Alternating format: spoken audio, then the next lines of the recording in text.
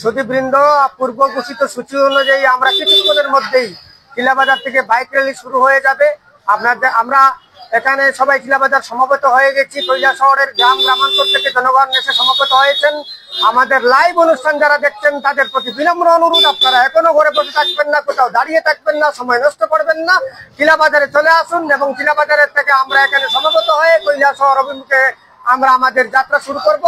আর যারা দেরি হবে, আপনারা দেরি না করে সাথে সাথে আপনারা টিলাবাজার না দাঁড়িয়ে সরাসরি আপনারা আমাদের বাইক র্যালিতে অংশগ্রহণ করবেন। এখনো আপনারা রাস্তায় রয়েছেন, আপনারা সময় নষ্ট করবেন না, একটা মিনিটও সময় নষ্ট করবেন না।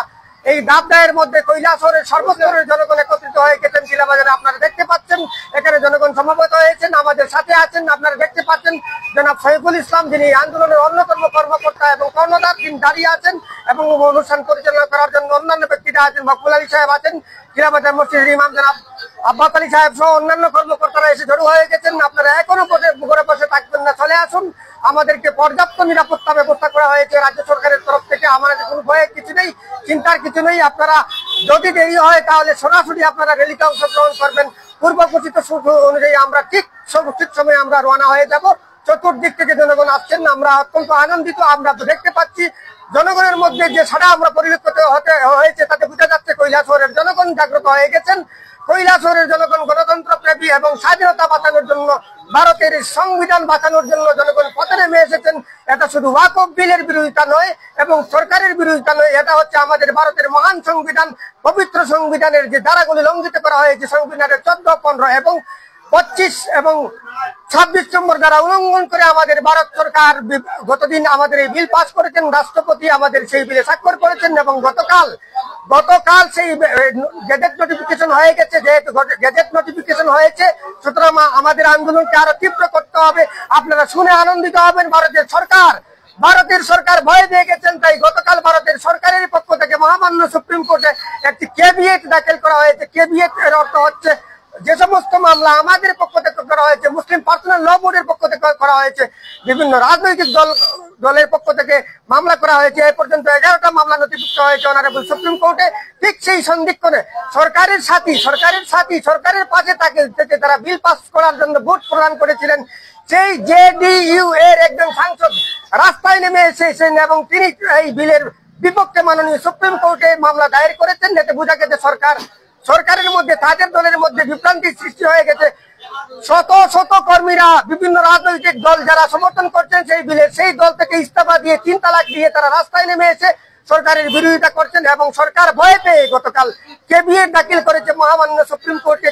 কেভিয়েটের অর্থ হলো যে সরকার যেন মহামান্য সুপ্রিম কোর্ট যেন তাদের সরকার পক্ষের বক্তব্য না শুনে কোনো রায় না দেয়, এর জন্য সরকারও আদালতে দিয়েছেন। তাই আমরা আর ঘরে বসে থাকবো না।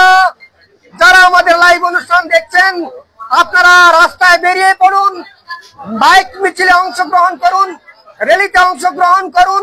সবাই শান্তিপূর্ণভাবে প্লে কার্ড হাতে নিয়ে আমরা কৈলাসহর অভিমুখে যাত্রা করব। সম্পূর্ণ শান্তিপূর্ণভাবে আমাদের এই মিছিলের অগ্রভাগে থাকবেন। আমাদের এই আন্দোলন কমিটির কর্মকর্তারা আপনাদেরকে বিনম্র অনুরোধ জানাচ্ছি, আপনারা কোনো প্ররোচনায় পা দেবেন না এবং কোনো অপপ্রচারে পা দেবেন না। সঠিক সময়ে মিছিল এখান থেকে শুরু হবে, শোভাযাত্রা শুরু হবে, আমাদের বাইক র্যালি শুরু হবে। 1 মিনিটও দেরি হবে না। এখনো যারা রাস্তায় দাঁড়িয়ে আছেন আপনারা চলে আসুন। এবারে আমি এই আন্দোলনের অন্যতম কর্মকর্তা, পুরোদা ব্যক্তিত্ব, সমাজসেবী, সেকুলার ফ্রন্টের কর্মকর্তা জনাব ডাক্তার সাইফুল ইসলাম সাহেবকে বক্তব্য রাখার জন্য অনুরোধ জানাচ্ছি। জনাব সাইফুল সাহেব বলছেন, আপনারা শুনবেন, কেউ যাবেন না। আসসালামু আলাইকুম। পূর্ব ঘোষিত অনুযায়ী আমাদের যে আজকের এই মহা বাইক র্যালি, সেই বাইক র্যালিতে অংশগ্রহণ করার জন্য যারা এখন পর্যন্ত চলে এসেছেন তাদেরকে আমার অন্তঃস্থল থেকে ধন্যবাদ জ্ঞাপন করছি।